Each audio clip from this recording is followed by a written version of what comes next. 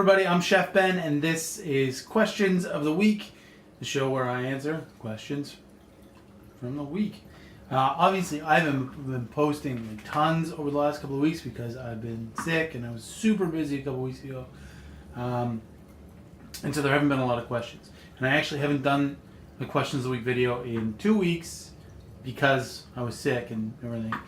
And so this is episode 4. And it's the first episode in a couple of weeks. And today we have 3 questions. So, question 1, and this comes from Liz Sinclair. This is on the squash soup post. And Liz says, could you, or rather, how would you adjust the recipe for pumpkin? I have one on hand, and a soup would be the perfect use right now. I think with all of us having colds, my last pumpkin soup attempt was only okay-ish.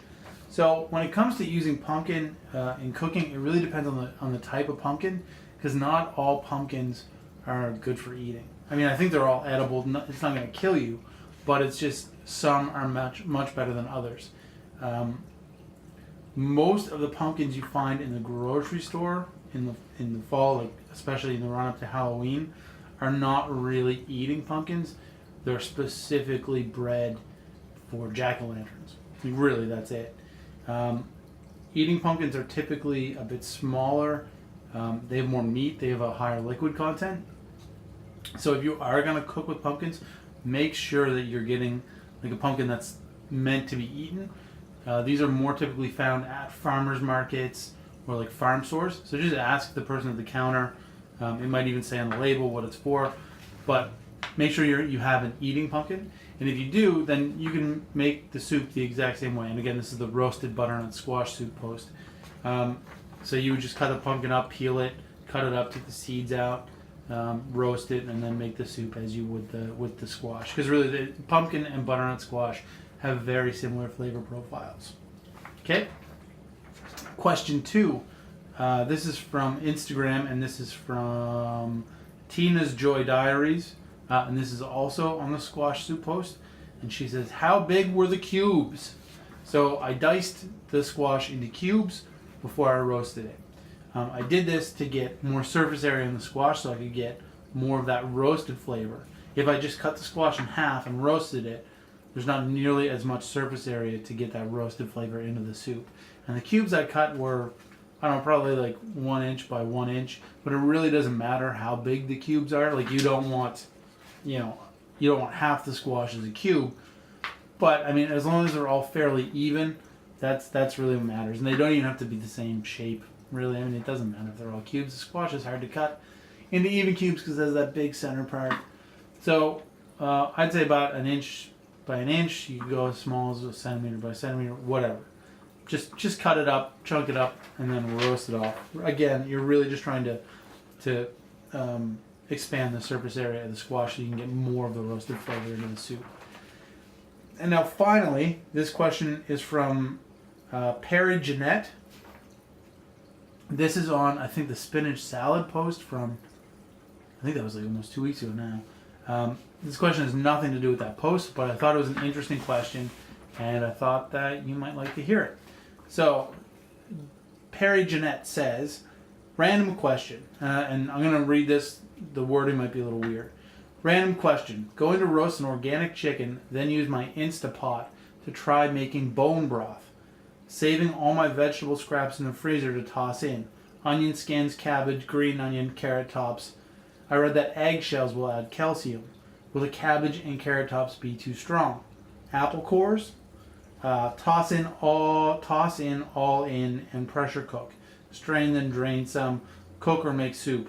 What is a bad idea to add in with it, or is everything fairly good for taste? Bay leaves, thyme, salt, pepper was my game plan for spices. I don't want to go to all that effort and make something and have it taste off. So, what she's talking about is essentially making what people call bone broth. So, I'm going to rant a little bit here. First of all, bone broth is kind of an oxymoron. So, a broth is made with meat. Stock is made with bones. So what you're making is actually a stock. And this, I'm not picking on Perry Jeanette here. This is a common term bone broth, and it drives me crazy. Stock is something that has been used in cooking for hundreds and hundreds and hundreds of years, where essentially we take carcasses, like bones, and we simmer them with vegetables like carrots, onion, celery, maybe some fresh herbs, maybe some aromats like thyme or peppercorns, and we extract as much nutrients and as much flavor and gelatin and collagen as we can out of the bones and any connective tissue that's attached. And then we use that to flavor sauces, we use it to make soups, we use it for all kinds of things. That's stock. And that is what people call bone broth. A broth is made almost the exact same way, except instead of using bones, you use meat. You get more fat in it, it gives you more of the meaty flavor. But that's the big difference. So saying bone broth is not really a thing. It's stock or it's broth. Having said that, when you make stock or broth, don't treat it like a garbage can. Don't just throw all the crap that you have lying around in your kitchen. When you add ingredients, add them with intent. So if you want to add carrot, don't add carrot peels and carrot tops. Add carrot.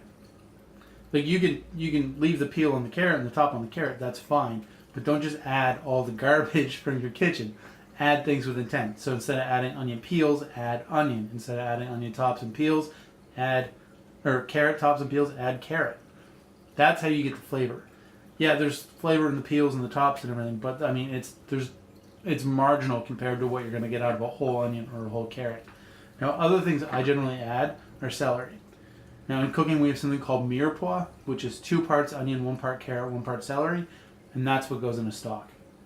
I wouldn't put apple in it.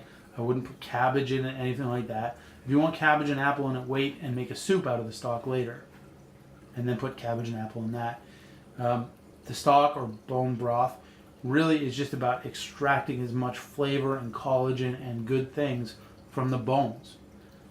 And the carrot, onion, and celery just add a bit of flavor there. I would generally add maybe some thyme, maybe some bay leaves, but that's about it. Keep it simple and then add the flavors or other ingredients later on. And in terms of cooking it, don't do it in a pressure cooker. The temperature is way too high. And what you'll end up with is like this really cloudy, kind of messy stock or liquid.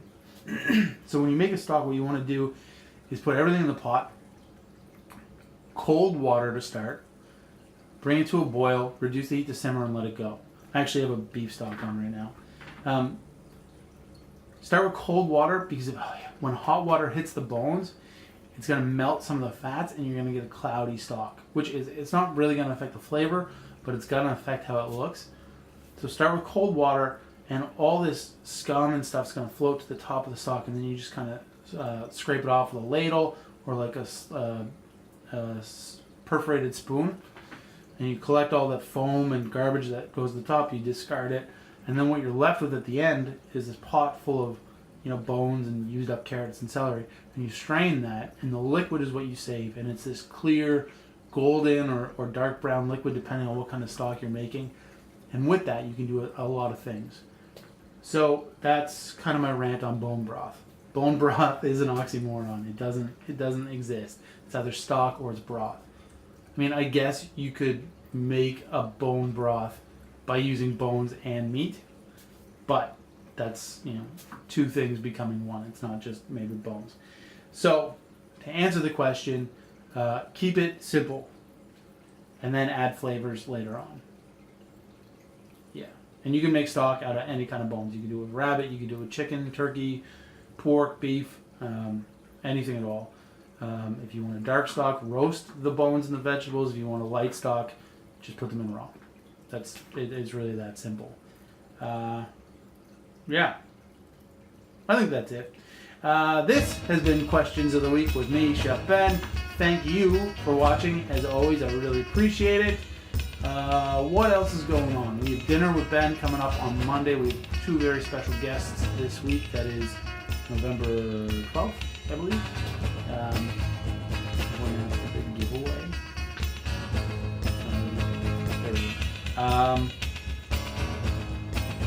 Yeah, that's it. Thanks for watching. I will be back. Well, you'll see me. You'll see me. I'll be around.